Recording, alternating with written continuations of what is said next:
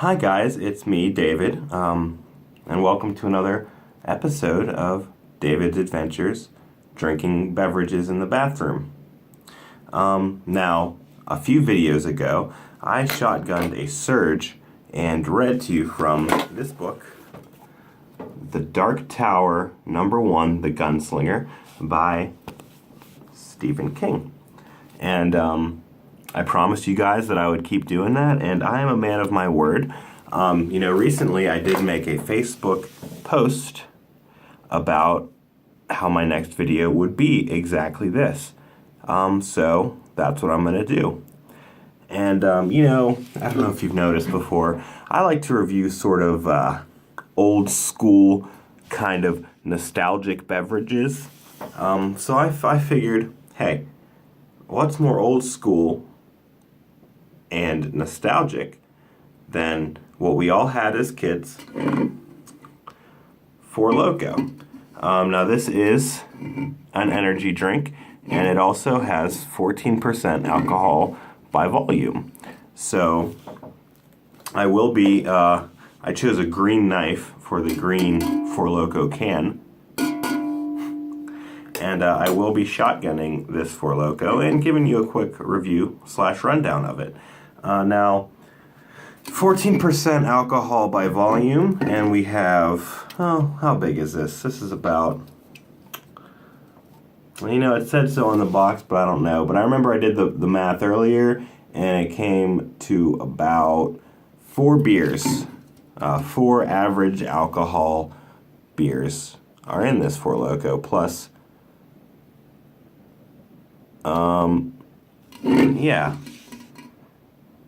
Yeah, one sec. I'm getting a text message. I'm just responding to it.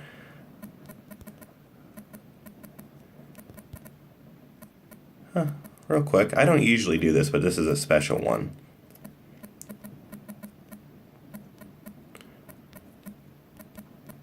And I think you'll all see why it's special in just a moment here. But anyway, so now I have some time to kill until I get to respond to that text message I just got. It's some big news. Okay, I'll tell you. It's my brother Patrick, and he wants to borrow a cigarette. And normally I would say no because I don't want him smoking, but I want him to come into this video. So I told him to come to the bathroom. And the funny part is I don't even have my cigarettes on me. They're not in here. So I'm going to have to go get them for Patrick.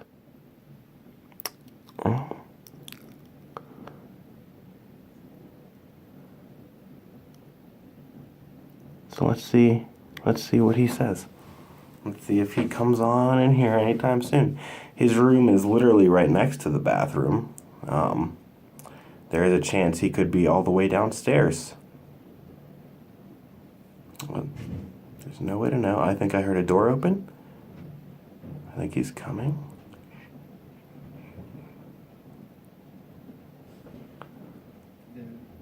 Yes.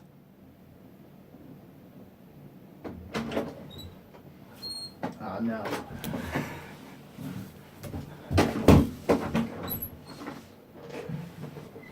They're in my room. Alright. You have to open it. Okay, well, my brother Patrick declined to be a part of the program, which is sad. It's never a good day when he says no to me. Younger siblings, a word to all you younger siblings is do what your older sibling tells you, no matter what it is. Your older sibling knows best.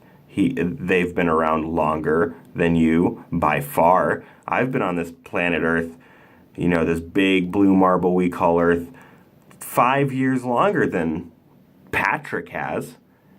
And what does he do? He disrespects me. He disrespects my show by coming on here and not even making an appearance and just taking from me. Little siblings are leeches. He just takes from me, and he's just disrespectful, and I'm trying to have a good educational time, and he is just being rude about the whole darn thing. So, yeah, sorry, I'm just sad about that. I'll adjust my camera here. Uh-oh. Uh-oh. Okay. So why don't we get down to it? So first, I'm gonna shotgun the Four Loko, and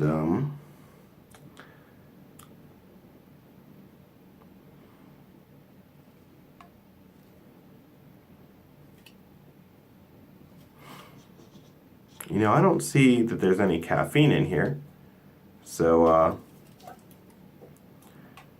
that's okay. I got a fix for that. So what I'm gonna do here is I'm gonna get a nice big. Hold on, let me figure out the logistics. Okay, so and then crack it. Okay, so yeah, I'm gonna put a nice big hole, a bigger hole than usual.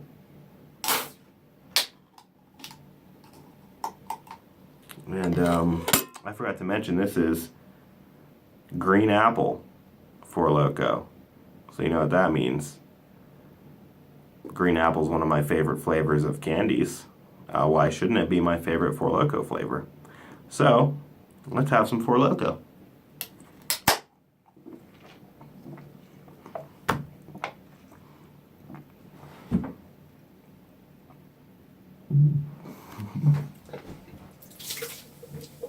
That wasn't puke. That was just Four Loko spilling. Oh. If I were to puke, I would puke in the toilet right here. And I would do it on camera because the camera is an eye of truth and an eye of just unadulterated facts. And I wouldn't want to... That's why I don't edit these videos. You know, they could be a little shorter. I don't like to edit them at all because I just want you to know the real me and what really happened. So if I do puke from this, I will puke in the toilet. And I promise you that wasn't puke. I'll even show you where there's no puke at. See, that's just green that I just couldn't fit in my mouth all at once. Okay. I'm all the way over here now, but I tell you what. Let's just do this over the sink. Let's yeah, here we go. Whew. Let's do this over the sink, and I still got quite a bit. Apologies. Of Four Loko left. And, you know, like I said, I think they did stop taking the caffeine out of this because it was so dangerous. You know, I remember a few wild nights myself with Four Loko and a couple of the guys, and we would play the penny slots.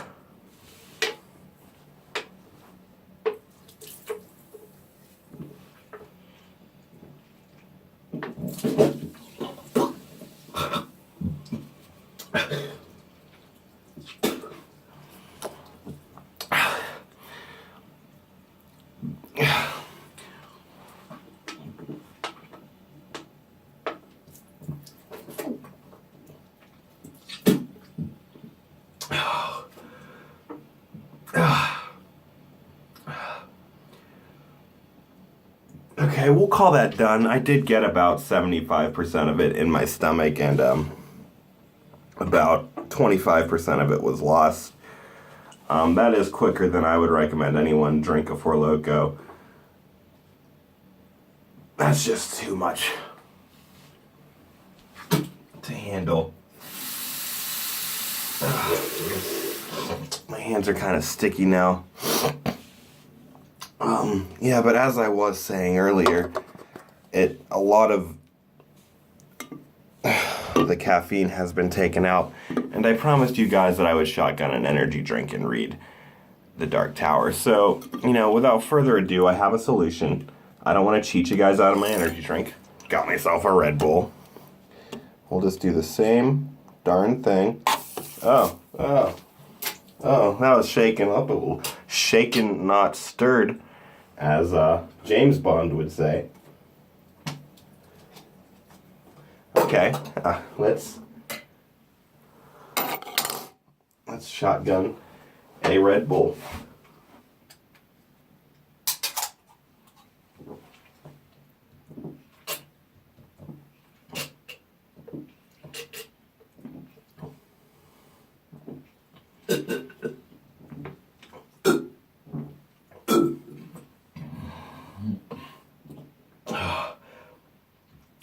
Yeah, compared to the Four Loko, this tastes like just cold, clean Crystal Pepsi.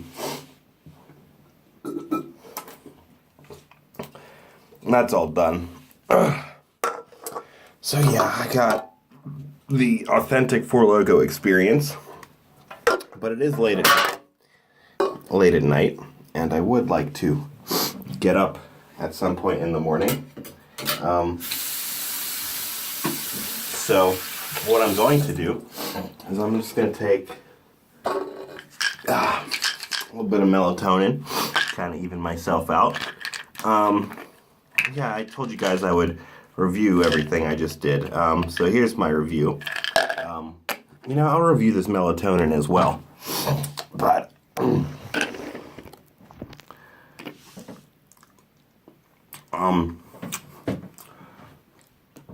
the sour apple tastes like if they made Pledge, for cleaning wood. If they made that like an apple scent, that's what that tastes like. And that mixed with booze, like bad vodka. I'm feeling it a little bit already, because that was a lot of Four Loko to cram down my throat.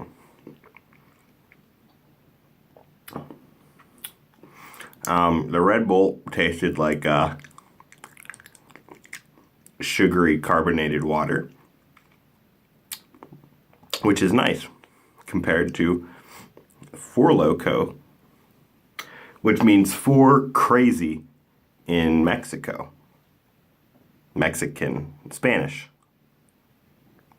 It means four crazy in Spanish, in case you didn't know. And the melatonin, this is nice. You notice I didn't take a drink when I put these pills in my mouth. That's because you see fast dissolve, and they're strawberry flavored. They're just really gentle, soothing little tablets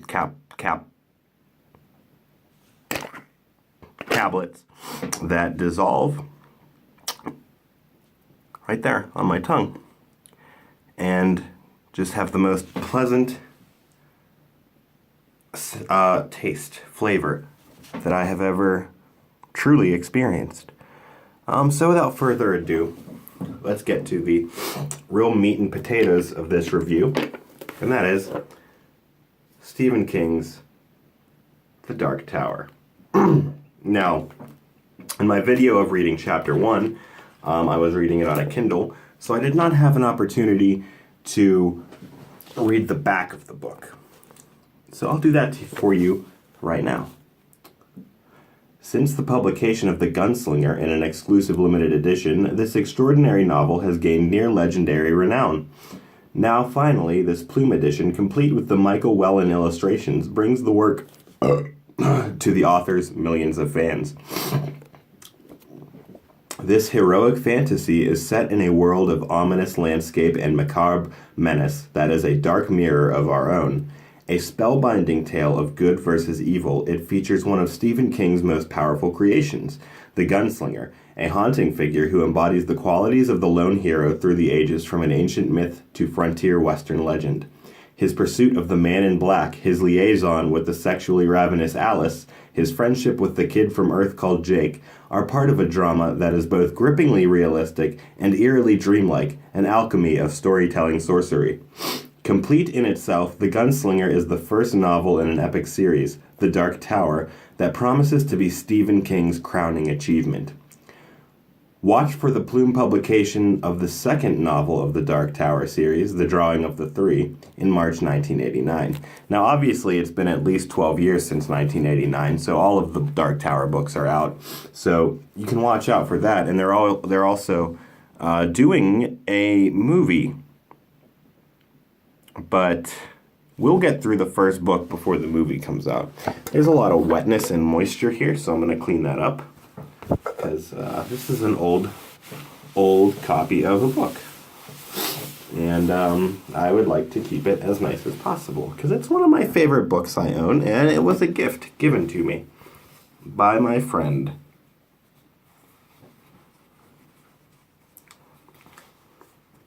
Okay, let's see here. Okay, now we left off at the end of chapter 1. Let us now turn to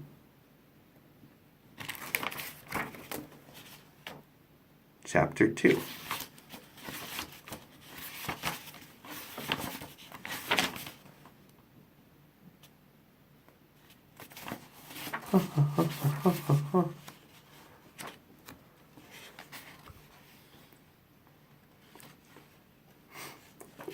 Here we go.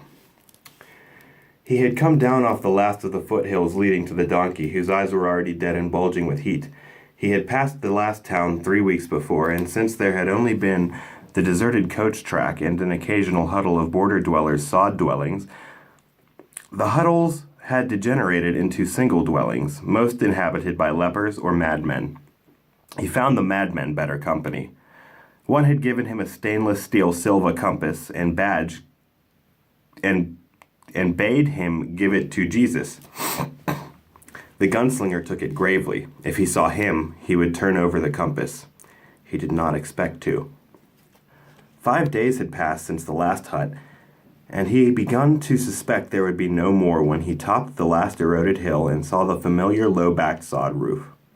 The dweller, a surprisingly young man with a wild shock of strawberry hair that reached almost to his waist, was weeding a scrawny stand of corn with zealous abandon. The mule let out a wheezing grunt, and the dweller looked up, glaring blue eyes coming target center on the gunslinger in a moment. He raised both hands in a curt salute, then bent to the corn again, humping up the row next to his hut with a back bent, tossing devil grass and an occasional studded corn plant over his shoulder.